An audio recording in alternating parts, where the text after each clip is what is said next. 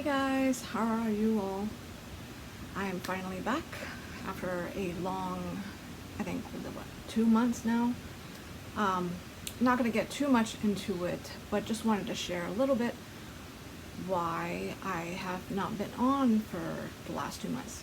So anyway, it was about a month and a half ago. I ended up finding a cyst on my body, and it is something that I've had before.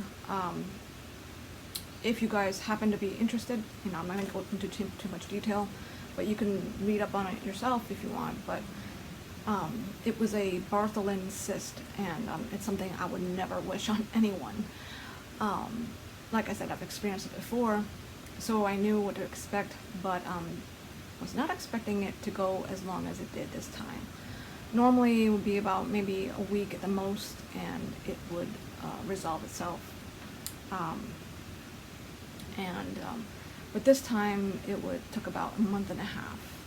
Very different in the sense that it was not abscessed, like it wasn't affected, so I wasn't in excruciating pain like I have been in the past, but this thing was just like getting big, and it got to the point where it had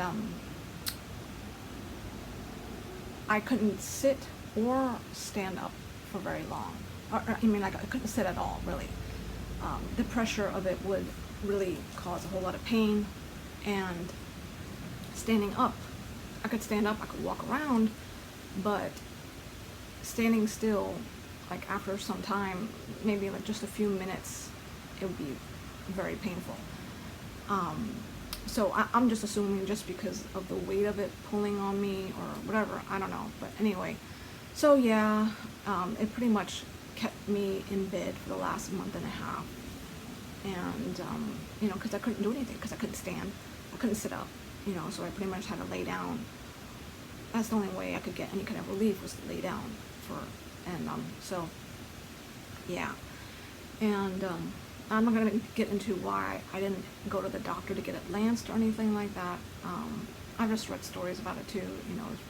It's like, it seems like for most people, even local anesthesia or just a local what do you call it, numbing cream or whatever they use.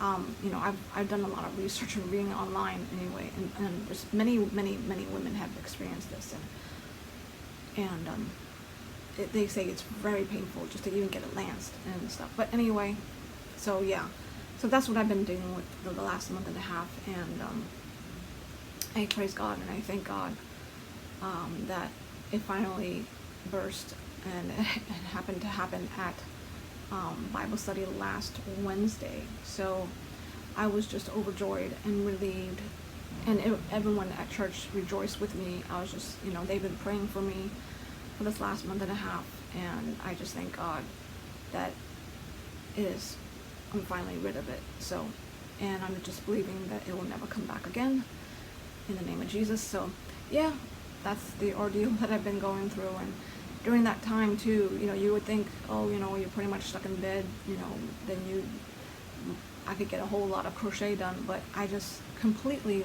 lost interest totally. During this whole time, I just had no desire to even crochet at all, or even watch, the crochet channels that I normally watch and stuff, and it was just kind of weird. But I could have just binge watched on some Chinese dramas and other channels and things like that, and for whatever reason, I just really just didn't want anything to do with crochet at all, for whatever reason. But so yeah, and so some of the ensues, I really got hooked on. It's funny, I really got hooked on this one particular channel of this couple in Japan. They're a military family, and they're in Japan, and they're actually getting ready to move back to the States.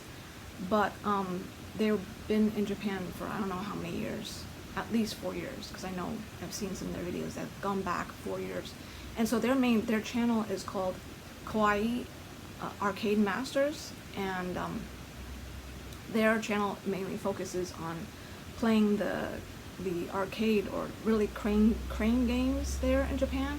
And I don't know why, but it just really fascinated me. You know, my kids even and my husband are like, why do you watch that? Like, why is this so interesting? You know, but for whatever reason, it just is to me. Like, and it's really cool because their arcade games, you know, or you know, the crane type of games are very different in Japan. Nothing like what's available in the States, and it's really cool. Very, very creative in how they created their games. And some of them are actual cranes, and others are totally don't have any cranes. But there's like for instance, there's this one where, oh, and two, one of the things is they have a lot of like foods and snacks games in like as prizes in those crane games. And but there was this one that is it was like a snack. I think the prizes were, I'm not sure actually what it was. Some of them are gum, some of them I don't know, maybe they may be chewy candies. I don't know what kind of candy it was. But so one game in particular that's not a crane game is that it has this little spinning wheel thing in the middle, and it has these and then like platforms where they have the like boxes of, I don't know, whatever candy it was. And so you use actually no, so it actually does have a crane now that I think of it, because you have to use a crane to aim it to come down and grab the boxes that are on the platforms, and then it'll bring it to the middle of the spinning wheel thing, and then it drops it, and then, you know, if it so happens to fall down the chute to, then you pretty much win it. And it's a very difficult one, but the guys on the channel, the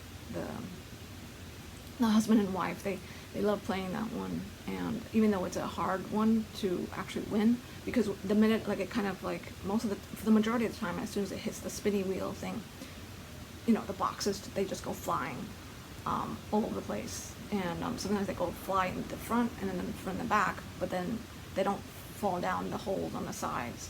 And it's not like it's a small hole, but it's just the way the spinning force, you know, it always just flings it either to the front or the back of the you know, whatever crane thing. And because then, you know, it has this it is a pretty good size, you know, hole, or whatever you call it, to where it can drop through, but it's on the sides, and it's just the way the force, every time it spins it always seems to go either to the front or the back. But anyway, so yes, that's one of them. And other ones, it's like you know, like other snacks, that they even have boxes of popcorn. I'm assuming like Japanese flavored kind.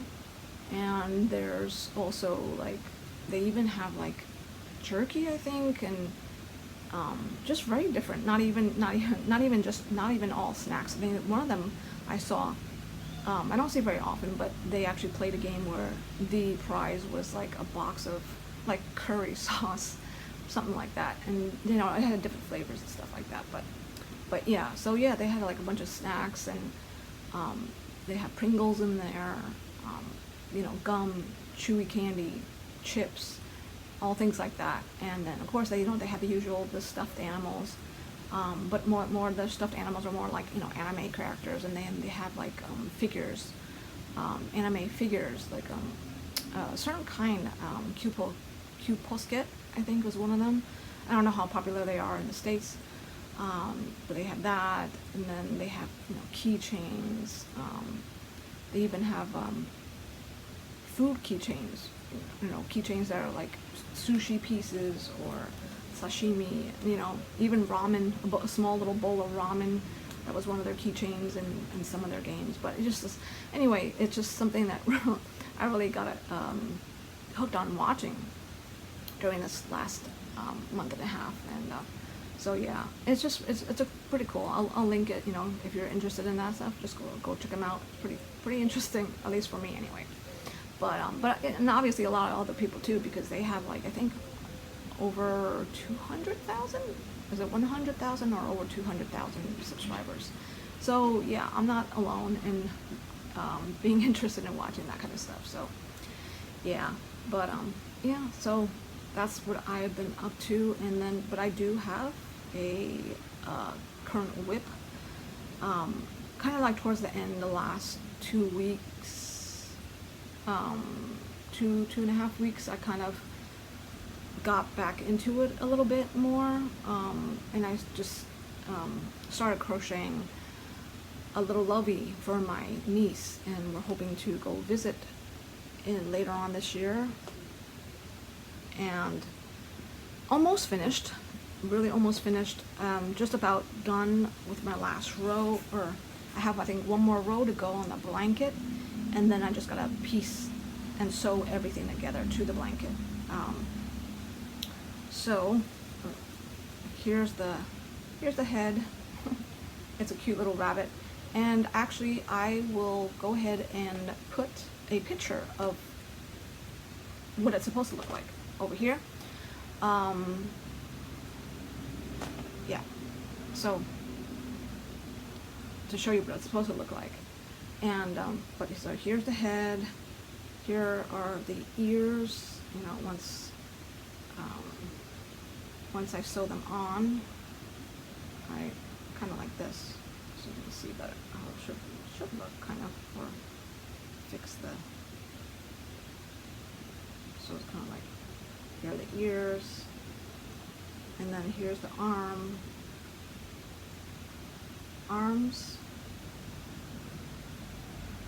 to go ahead, to go to the blanket. Here's the blanket. So white bunny rabbit with a lavender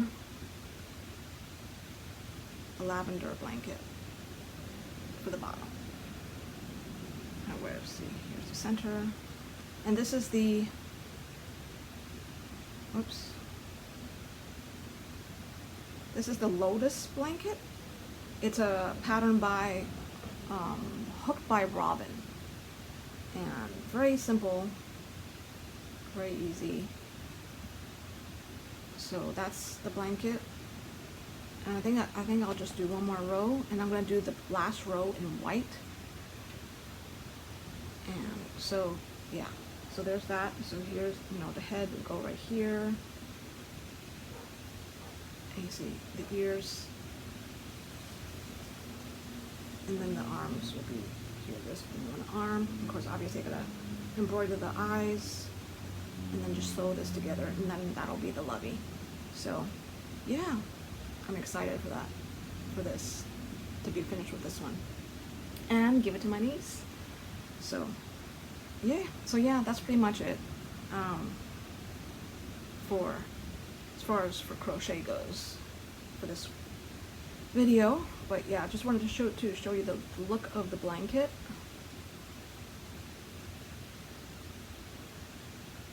Isn't that pretty?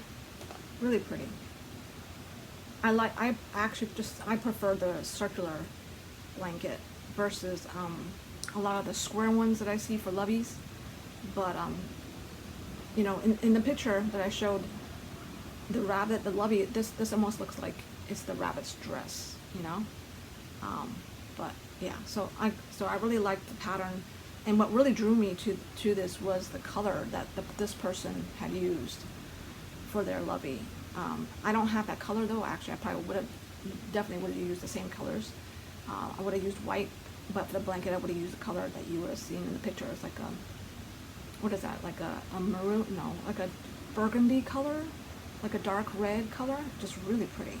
I really like that. But I'm using the Lion brand Nap Time yarn. This is a chenille yarn, and it's a 4-weight, and which is perfect because the pattern is all with a 4-weight yarn. So, and I really like this, the softness of this chenille. You know, I can't tell you how many times as I'm working on this, I constantly take a break and just do this and just rub my hands on it because it's just so nice and soft, you know. And yeah, so I'm really finding too that I think I've narrowed it down, like of what I want to work with, is mainly cotton and chenille yarns. And that will really help me cut down on what I buy, because, you know, there's just so many kinds of yarns, so many different sizes, so many different kind of materials and fiber and all that kind of stuff. And it just really makes it difficult to, you know, have a stash, because, you know, finance-wise, I can't buy every kind of yarn. And if I can just narrow down to, you know, a specific kind of yarn or specific kind of weight of yarn, it makes it a lot easier to build my stash. That when I find a pattern that I like, I'll have the colors for it. Because with the way I have it right now is just, you know, having so many different kinds of yarns and so many different kinds of weight and different kind of fibers, I'm not going to have a bunch of different colors in the same category, you know what I mean? And then it's like you know, too, because I really like making amigurumis and, you know, toys and stuff, and a lot of them require a whole bunch of different colors. My daughter wants me to make a Genshin character. If you're not familiar, Genshin Impact is a video game, and they play that, and they really like the characters and stuff, and so they want me to make some of the Genshin characters. And the Genshin characters, there's this one pattern I saw, and there's like at least 8 different colors, you know. And if I had already started building on my stash and focused on only getting all cotton, you know, in a particular size, and just focus on buying all the different colors, then I would have it in my stash to pull from. Whereas, you know, I can't, because, oh well, I have a few skeins of cotton in this weight of yarn. I have, you know, acrylic in this weight of yarn, and then I have, you know, faux fur, or I don't have any, but, you know, but you get my point. Then, you know, then I have this kind, then I have that kind, and I have a whole bunch of yarn, but not something I can make something with. Not something I can pull from my stash. I have to actually purposely go out and buy now certain colors of yarn, of this kind of yarn, to make a pattern. So yeah, so I'm kind of, you know, finally figuring out that I think I will stick with cotton and stick with like chenille. And then of course now I just gotta figure out and narrow it down to what kind of size, what size weight yarn I want to stick with. So, which is then even that kind of difficult, because some patterns call for super fine. There are some amigurumi patterns that call for super fine yarn, and others call for 4-weight yarn. And so yeah, so anyway, yeah, that's what I've noticed for myself. And I think it would be a good idea if you guys, you know what it is that you like to work with specifically, you know, and you want to work on building your stash, then it's best to narrow down and stick with 1 or 2 kinds of fibers, and stick with 1 or 2 kinds of weight of yarn, so that way it makes it so much simpler and easier on your wallet as well, so that you don't have to specifically go out to buy yarn, and you can just pull from your stash, you know, so that you can stock up on when those yarns that you like to use are on sale, you know. So yeah, so that's what I'm planning on doing from now on, is to just really watch the sales, and for the kind of yarn that I like, cotton and chenille, and stock up when they're on sale. So, but yeah, and so yeah, I think that's pretty much it. Yeah, so hopefully next time I come back on, I will have this finished. But yeah, I always leave the sewing and the embroidering of the eyes to the last minute. Yeah, I don't know what it is about the sewing. I just it's not something I would necessarily look forward to, or enjoy. But enjoy more of the actual crocheting part of it. But so yeah, I think I will end it here, as I don't really have much else to say or share really. And I guess next time I will get back on my usual giveaway roundups and all that. Hope you all are doing well, and thanks so much for watching, and I'll see you next time. Bye!